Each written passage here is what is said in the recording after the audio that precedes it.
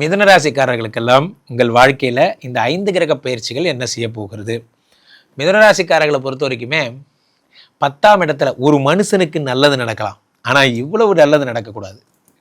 மிதுனராசிக்கார ஒரு ரசிகர் ஒருத்தர் அனுப்பியிருந்தார், உங்கள் பதிவுகள்லாம் கேட்க இனிமையாக இருக்குது, மனதிற்கு மகிழ்ச்சியாக இருக்குது, வேணா அந்த லெவலோட நிறுத்திடாதீங்க, அதெல்லாம் நடக்க போகிறது தான் உங்களுக்கு நான் சொல்கிறேன்.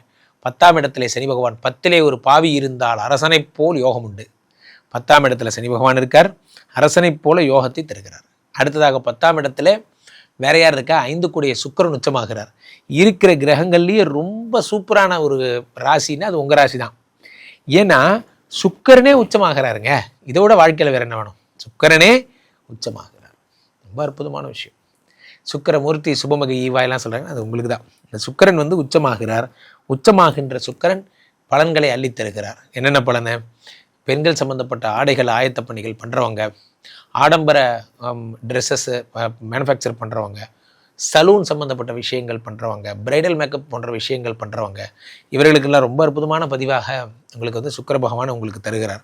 ரொம்ப அற்புதமான ஒரு விஷயத்தை தருகிறார். சுக்கிரன் என்றாலே பெண்கள் சம்மந்தப்பட்ட விஷயம் என்பதால் இந்த எல்லாம் மேரேஜ் மேட்சிங், இந்த marriage contractors A to Z சொல்கிறாங்கல்ல, அவர்களுக்கெல்லாம் ரொம்ப நல்ல நேரமாக இருக்கும். அவர்கள் திருமண வாழ்க்கை காலில் ஆரம்பித்து சாயந்தரம் வரைக்கும் ஃபுல் மேரேஜ் நீங்கள் தான் அப்படிங்கிற மாதிரியான எல்லாம் இருப்பாங்க. அவங்களுக்கெல்லாம் ரொம்ப நல்ல நேரம். அதே நேரத்தில் அவங்களுக்கு சுக்கிரன் என்பதால் இதை ஓடிட்டுருக்கிற கார் டிரைவர்ஸ் பாருங்கள், உங்களுக்கு ரொம்ப நல்ல நேரம்.